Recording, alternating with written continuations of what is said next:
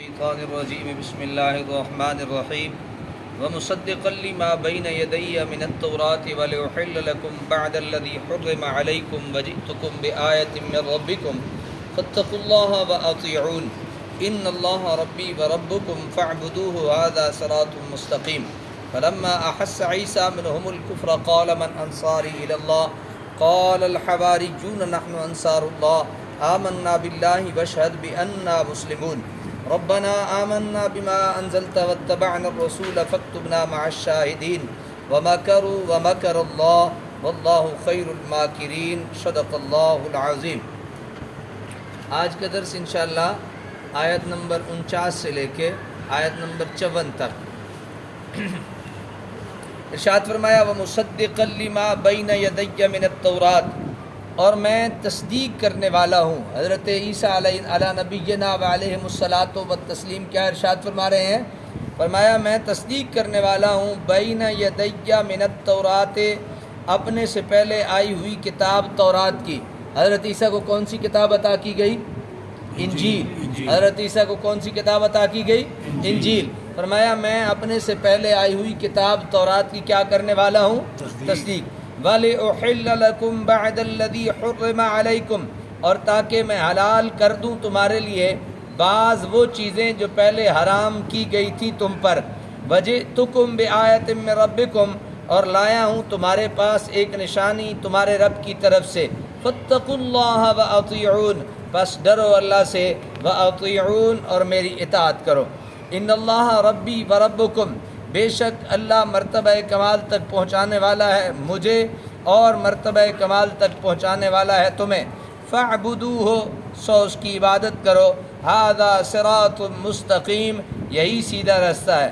فَلَمَّا أَحَسَّ عِيسَىٰ مِنْهُمُ الْكُفْرَ، پھر جب محسوس کیا عیسیٰ علیہ السلام نے ان سے کفر یعنی انکار، قَالَ مَنْ أَنصَارِي إِلَى اللَّهِ، تو آپ نے کہا کون ہے میرے مددگار اللہ کی راہ میں؟ قال الحواریون نحن انصار اللہ، یہ سن کر کہا حواریوں نے کہ ہم مدد کرنے والے ہیں اللہ کے دین کی۔ آمنا باللہ، ہم ایمان لائے ہیں اللہ پر۔ واشہد بأننا مسلمون، اور اے نبی آپ گواہ ہو جاؤ کہ ہم حکم الہی کے سامنے سر جھکائے ہوئے ہیں۔ ربنا آمنا بما انزلت واتبعنا الرسول فاکتبنا مع الشاہدین۔ ربنا آمنا، اے رب ہمارے، ہم ایمان لائے اس پر جو تو نے نازل فرمایا اور ہم نے تابعداری کی رسول کی۔ فاکتبنا مع الشاہدین، تو لکھ لے ہمیں حق پر گواہی دینے والوں کے ساتھ۔ ومکروا ومکر اللہ، یہودیوں نے بھی مسیح کو قتل کرنے کی خفیہ تدبیر کی، اور مسیح کو بچانے کے لیے اللہ نے بھی خفیہ تدبیر کی، اور اللہ سب سے بہتر اور مؤثر خفیہ تدبیر کرنے والا ہے۔ ہر کام چھوٹا ہو یا بڑا، اس کا کرنے والا وہ خدا ہے، اس کا کرنے والا خدا ہے جو ہر چیز پر قادر ہے، جو چاہے جس وقت چاہے جیسے چاہے کر سکتا ہے۔ اس نے اپنی حکمت کاملہ سے تمام کاموں اور تمام چیزوں کو کسی نہ کسی سبب سے متعلق کر دیا ہے، جوڑ دیا ہے۔ سمجھ آ گئی نا؟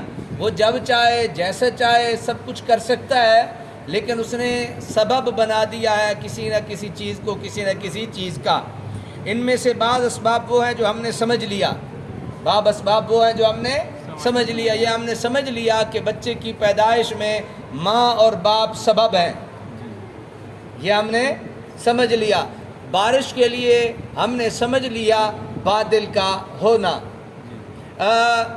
کھیتی کے اگنے کے لیے ہم نے یہ سمجھ لیا سبب کہ پہلے بیج بویا جاتا ہے، پھر پانی دیا جاتا ہے، پھر اس پہ کھاد وغیرہ ڈالی جاتی ہے، پھر وہ اگتا ہے، پھر اسے کاٹا جاتا ہے، پھر اسے پیسا جاتا ہے، وہ دانہ جو ہے وہ آٹا بنتا ہے، پھر اس کے لیے ایک عورت کے گوندنے کی ضرورت ہوتی ہے۔ ہم یہ سارے سبب کیا ہوئے؟ سمجھ گئے۔ ایک جگہ سے دوسری جگہ پہنچنے کے لیے چلنا سبب ہے، حرکت کرنا سبب ہے۔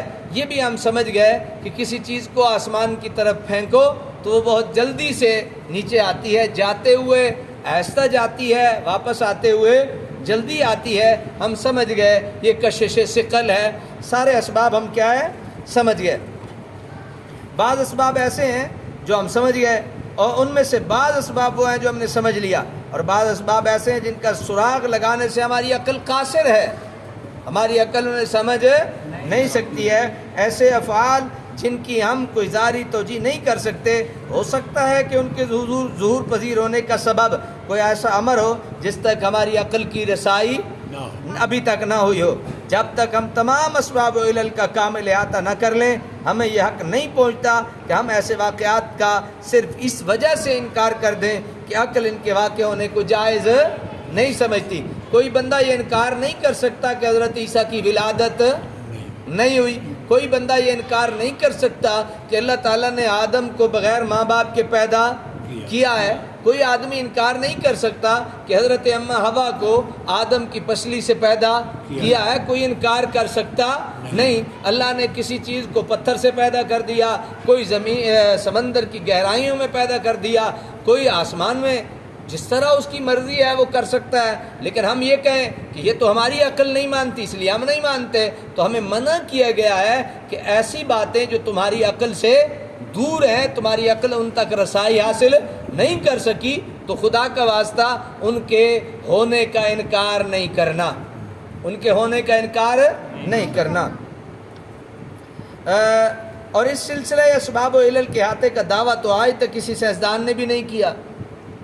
آج تک کوئی سائنسدان بھی یہ دعویٰ نہیں کر سکا کہ یہ چیز جو ہے وہ یوں ہماری عقل نہیں مانتی. تو اب دیکھیں آسمان کھڑا ہے، کسی چیز کے کھڑے ہونے کے لیے ہماری عقل تو کہتی ہے کہ نیچے پلر ہونے چاہیے، ستون ہونے چاہیے، لیکن اللہ نے آسمان کو کھڑا کر دیا. اور بندہ یہ کہ نہیں جی میں نہیں منتا یہ آسمان بغیر پلریں دے کھڑا ہے. بھئی تو مان نہ مان جو مرضی کر، اللہ نے کھڑا کر کے دکھا دیا. تیرا کیا ہے؟ ٹھیک ہے نا. ایک ہی باپ کی اولاد ہے، ایک کالا ہوتا ہے ایک رنگ کا گورا ہوتا ہے. کیا کر سکتے ہو؟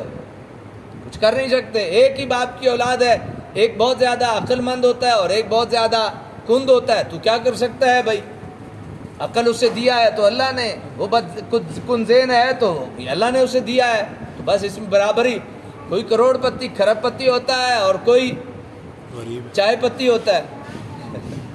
تو اب بندہ کیا کرے؟ اس میں بندہ یہ کہے کہ جناب اس کو کھرب پتی کیوں بنا دیا اور اس کو دودھ پتی بھی نصیب نہیں ہے بیچارے کو، دودھ میں بھی پانی ڈال کے چائے بناتا ہے. تو یہ اللہ تعالیٰ کی اپنی بھائی دین ہے، جس کو جتنا وہ چائے دے سکتا ہے. اس لیے میں اس وجہ سے کسی واقعے کا انکار کر دینا کہ یہ ہماری دانش کی کسوٹی پر پورا نہیں اترتا، اپنے حدود سے تجاوز کرنے کے مترادف ہے. یہاں اس آگے آیت میں فرمایا کہ یہاں آپ اپنے منصب رسالت کی ذمہ داریوں کا اظہار فرما رہے ہیں. یہ فرمایا نا وَمُصَدِّقًا لِمَا بَيْنَ يَدَيَّ، بھائی میں تصدیق کرنے والا ہوں جو مجھ سے پہلی کتاب تورات آئی ہے. حضرت عیسیٰ اپنے سے پہلے آنے والی کتاب کی تصدیق کرنے والے ہیں، اور میرے مصطفیٰ ساری کتابوں کی تصدیق کرنے والے ہیں. تورات کی بھی، زبور کی بھی، انجیل کی بھی، صحائف انبیاء کی بھی تصدیق کرنے والے کون ہیں؟ میرے اور آپ کے پیارے آقا محمد الرسول اللہ صلی اللہ علیہ وسلم. یہاں آپ اپنے منصب کی رسالت کی ذمہ داریوں کے اظہار فرما رہے ہیں کہ جو پابندیاں اور قیود تمہارے علماء نے، یہودیوں کو کہہ رہے ہیں جو پابندیاں تمہارے علماء نے تم پہ لگا رکھی تھیں اور انہوں نے حرام کر رکھی تھی، میں تمہارے لیے کیا کرنے والا ہوں؟ احل لکم، تمہارے لیے حلال کرنے والا ہوں. ان کا بوجھ ہلکا کرنے کے لیے میں آیا ہوں. آگے جناب، اتنے حیران کن معجزات دکھانے کے بعد آپ صراحتاً اعلان فرما رہے ہیں کہ بے شک تم نے مجھے مردوں کو زندہ کرتے، اندھوں کو بینا کرتے اور لا علاج مریضوں کو تندرست کرتے دیکھا ہے، کیا ہے حضرت عیسیٰ نے. لیکن یاد رکھو میں خدا نہیں ہوں. میں خدا، یہ کام میں نے کیے ہیں لیکن میں خدا نہیں ہوں. ان اللہ، اللہ میرا بھی اور تمہارا بھی رب ہے. ان اللہ ربی و ربکم، بے شک اللہ ہی ہے جو میرا بھی رب ہے تمہارا بھی رب ہے. میں نے اتنا کچھ کیا ہے لیکن میں رب نہیں ہوں. لیکن یاد رکھو میں خدا نہیں ہوں بلکہ اس کا بندہ ہوں جو میرا بھی پروردگار ہے اور تمہارا بھی پروردگار ہے. وہی عبادت و پرستش کے لائق ہے. کوئی صاحب کمال اس قابل نہیں کہ اسے معبود بنایا جائے. یعنی کوئی بندہ کمال دکھاتا ہے تو بندہ اس کے سامنے جھک جائے. یہ تو پرانے جاہلوں کی عادتیں تھیں. جو درخت بڑا دیکھا اس کے سامنے جھک گئے, سورج آیا اس کے سامنے جھک گئے, تارے آئے اس کے سامنے جھک گئے. جو حیران کن محیر العقول چیز نظر آئی اس کے سامنے اپنا ماتھا ٹیک لیا. فرمایا ایسے نہیں ہے, اور کوئی صاحب کمال اس قابل نہیں کہ اسے معبود بنایا جائے, اس لیے تم اس کی عبادت کرو. اس لیے رب العالمین کو اللہ وحدہ لا شریک یقین کرنا اور اس کی عبادت کرنا, ھذا صراط مستقیم, یہی سیدھا راستہ ہے. اللہ کو ایک ماننا, اللہ کو ایک ماننا اور اسے ہی عبادت کے لائق سمجھنا, یہی سیدھا راستہ ہے. یہی سیدھا, ہم اللہ کو ایک مانتے ہیں اور اسی کو عبادت کے لائق سمجھتے ہیں, بس جناب ہم سیدھے راستے پہ ہیں. اگر دائیں بائیں ہوئے تو پھر خیر نہیں.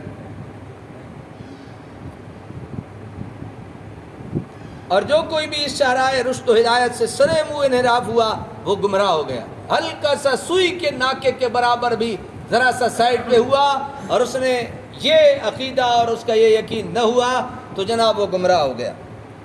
تقریباً ہر زبان میں بلا استثناء ایسے مشترک الفاظ پائے جاتے ہیں جو متعدد, یہ آیا نا لفظ وَمَكَرُوا وَمَكَرَ اللَّهُ, فلاں عورت بڑی مکار ہے, یہ اس کی خوبی ہے یا خامی؟ خامی ہے نا. تو یہاں پہ لفظ استعمال ہوا وَمَكَرُوا, انہوں نے بھی مکر کیا, وَمَكَرَ اللَّهُ, اور اللہ بھی مکر کرتا ہے. اگر ہم یہ کہیں تو یہ لفظ کوئی جچتا نہیں اللہ کی ذات کے ساتھ. ذرا توجہ سے سن لیجئے, ہمارے بزرگوں اہل سنت و جماعت کے پیارے پیارے بزرگوں نے اللہ کی قسم اٹھا کے کہتا ہوں اپنے رب اور محمد الرسول اللہ کے کرم سے ان مشترک لفظوں کے ایسے معانی ہمیں بیان کر کے بتائے ہیں کہ ایمان میں اضافہ ہو جاتا ہے. سنیے, آپ غور سے سنیے ذرا. تقریباً ہر زبان میں بلا استثناء مشترک ایسے مشترک الفاظ پائے جاتے ہیں جو متعدد معنی پر دلالت کرتے ہیں, اور اہل زبان ان الفاظ کو بلا تعمل ان کے مختلف معنوں میں استعمال کرتے رہتے ہیں. لیکن جب وہی لفظ کسی دوسرے زبان میں استعمال ہونے لگتا ہے تو وہ اپنے اصلی مختلف معنوں میں سے کسی ایک معنی میں مشہور ہو جاتا ہے. اب جب اسے اس کی اصلی زبان سے مستعمل ہوتے ہوئے پاتے ہیں, اس کا وہی ایک معنی جو ہمارے ذہن نشین ہو چکا ہوتا ہے چسپاں کرنے کی کوشش کرتے ہیں, اور جب وہ چسپاں نہیں ہوتا تو پریشان ہو جاتے ہیں. اس کی ایک مثال لفظ مکر ہے. اس کی ایک مثال کیا ہے؟ لفظ مکر. اس کا معنی ہے ہیلا سازی کرنا. مکر کا معنی کیا ہے؟ ہیلا سازی کرنا. اور یہی لفظ عربی میں صرف تدبیر کرنے اور کسی کی پنہا سازش کو خفیہ طور سے ناکام بنا دینے کے معنی میں استعمال ہوتا ہے. سمجھ آ گئی؟ یہ مکر ہم اردو میں بھی استعمال کرتے ہیں اور یہی مکر لفظ ہم عربی میں استعمال کرتے ہیں. عربی میں اس کا معنی ہے تدبیر کرنا. کیا کرنا؟ تدبیر کرنا, یا چھپی ہوئی سازش کا پول کھول دینا. چھپی ہوئی سازش کا پول کھول دینا. اب یہاں پہ اب اس کو سنیے, وَمَكَرُوا وَمَكَرَ اللَّهُ, یہودیوں نے بھی مسیح کو قتل کرنے کی خفیہ تدبیر کی. وَمَكَرَ اللَّهُ, اور اللہ نے مسیح کو بچانے کی خفیہ تدبیر کی. انہوں نے قتل کرنے کی خفیہ تدبیر کی, اللہ نے یہ سوچا اس کو بچانا کیسے ہے. واللہ خیر الماکرین, اور اللہ سب سے بہترین خفیہ تدبیر فرمانے والا ہے. لیکن اردو میں ہم اس لفظ مکر کو صرف دھوکہ دہی, یعنی لفظ یہ جو دنیا میں ہم اردو میں استعمال کرتے ہیں دھوکہ دہی اور فریب کاری کے معنی میں استعمال کرتے ہیں. اور جب اس فعل کی نسبت ذات باری تعالیٰ کی طرف, اللہ کی طرف ہوتی ہے تو ہمارا ذہن بلا وجہ طرح طرح کے شکوک و شبہات کی آماجگاہ بن جاتا ہے, حالانکہ اس کا فاعل وہ ذات مقدس ہو جو ہر عیب, ہر نقص اور نازیبا فعل سے پاک ہے. تو ہم لفظ مکر کا معنی صرف تدبیر یا وہ خفیہ طریقہ جس سے دشمنان حق کی شیطانی منصوبوں کو خاک میں ملانا مقصود ہوتا ہے, یہی کریں گے. اب کسی قسم کا شک باقی نہیں رہتا ہے.